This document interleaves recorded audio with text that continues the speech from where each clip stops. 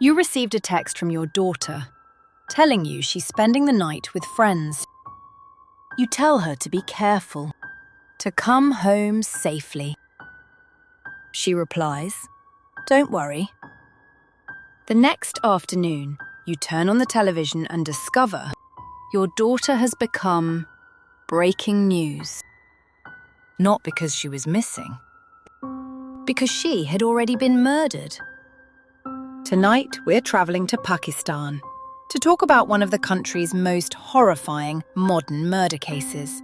A case that shook an entire nation, sparked nationwide protests, and forced millions of women to ask if wealth, power, and family connections could place someone above the law. This is the story of Noor Mukadam. Welcome to the podcast, You Can't Unhear. Our story begins during one of the holiest celebrations in Islam, Eid al-Adha.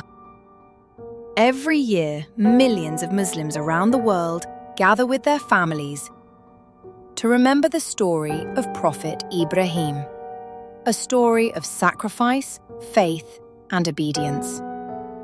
Families pray together. Children receive gifts. Animals are sacrificed, and the meat is shared with relatives, neighbours, and those in need.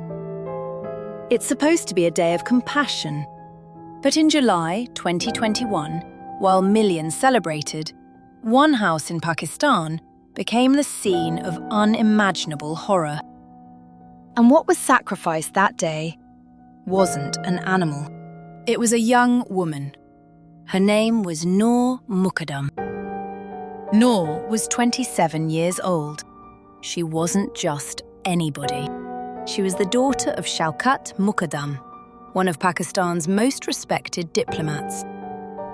Because of her father's career, Noor spent much of her childhood moving from country to country.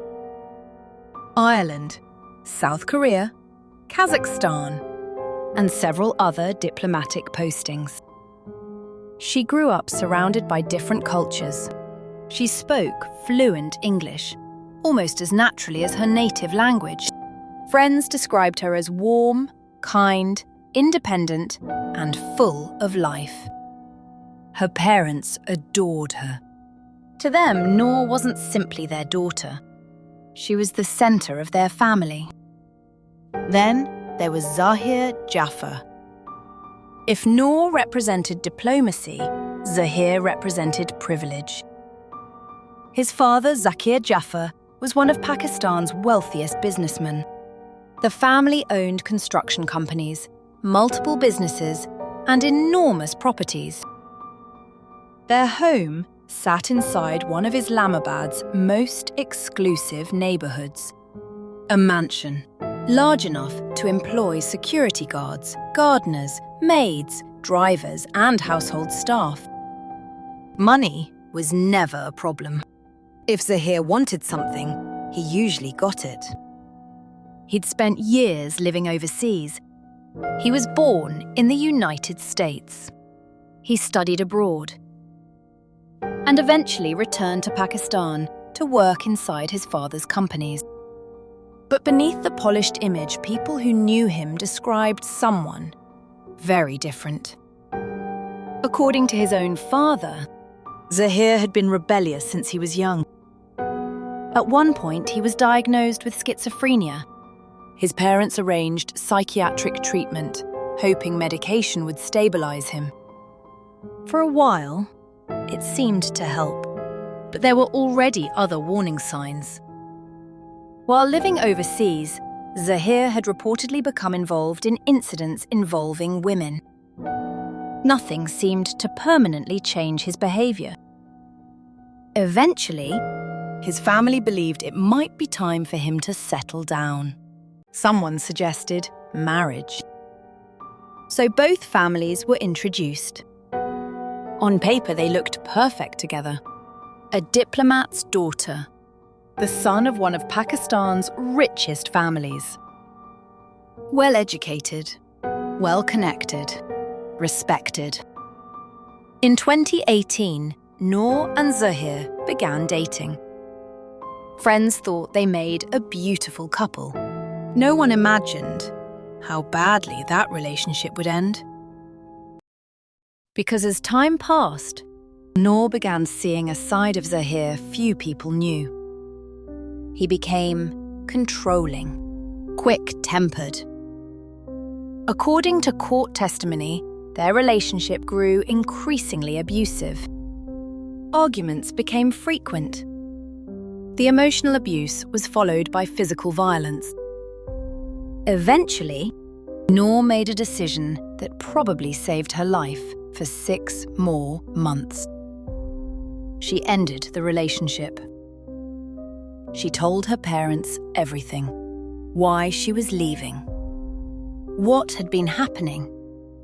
Her family supported her immediately. No amount of money, status, or prestige was worth staying inside an abusive relationship. After the breakup, they stopped talking. 6 months passed.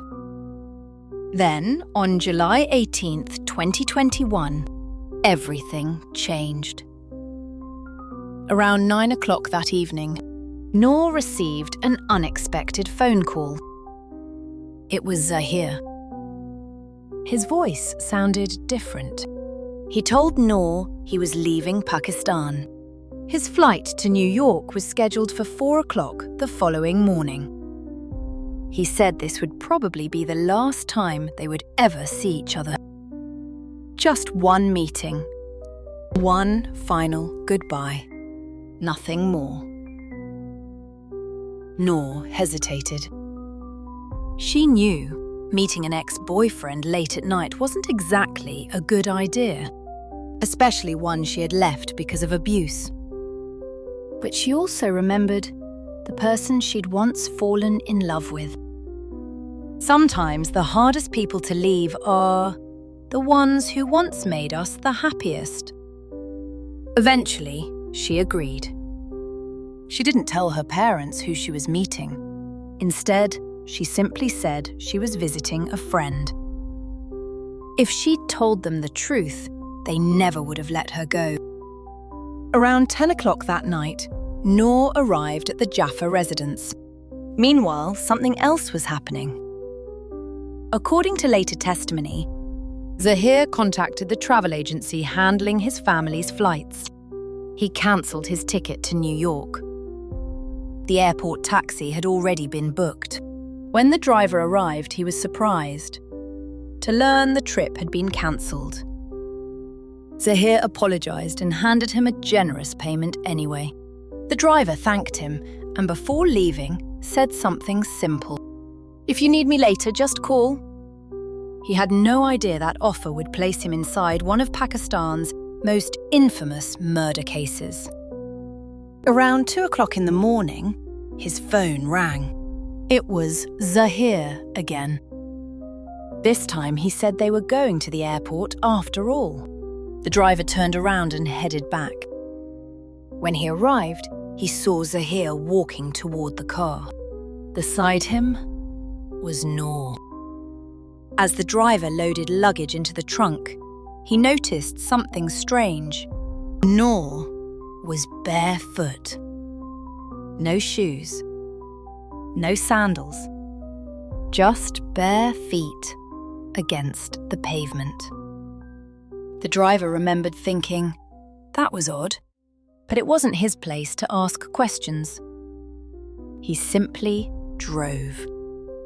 The journey was almost silent. Zahir tried several times to start conversations. Noor barely spoke. Then, during the drive, Zahir received another phone call. Moments later, he leaned forward and tapped the driver's shoulder. "We're not going anymore. It's too late. Take us back." Confused, the driver turned the car around. Security cameras outside the mansion captured them returning. Zahir stepped out first. Noor followed him back inside. That was the last time she was ever seen alive. At first, everything disappeared, behind closed doors. There were no cameras inside the house. No witnesses. Only silence. Until one outdoor security camera captured something terrifying. Not long after returning, Noor suddenly appeared running toward a side exit. She wasn't leaving calmly. She was trying to escape. She reached the door. Almost made it. Then Zahir caught her. According to prosecutors, he attacked her, stabbing her behind the knee, making it almost impossible for her to run. She was dragged back inside the mansion. The doors closed. And after that, Noor Mukadam. Hours passed. Outside, Islamabad slowly began waking up. Morning traffic started building. People were heading to work. Shops began opening. Inside the Jaffer mansion, almost nobody outside had any idea what had happened. Around 10 o'clock that morning, another unexpected visitor arrived. His name was Dr. Tahir. He worked as a therapist at an organisation called Therapy Works. Zahir had been receiving treatment there, and according to later testimony, he had contacted the clinic asking for help. Exactly what he said during that phone call has never been fully revealed publicly. But whatever they heard was serious enough for Dr. Tahir to drive directly to the house. When he entered, he immediately sensed something was wrong. The atmosphere felt heavy, almost unnaturally quiet. Household staff looked nervous. Some avoided eye contact. Others appeared unsure of what they were supposed to do. Then, Dr. Tahir saw Noor. She was lying on the floor, motionless, covered in blood. He immediately checked for signs of life. There were none. Instead of a medical emergency, he realized he was standing inside a crime scene. Emergency services were finally called. Police officers and paramedics rushed toward the mansion. When they entered, they found Noor, exactly where Dr. Tahir had discovered her. She had suffered catastrophic injuries. Investigators would later conclude that she had endured a prolonged and violent attack.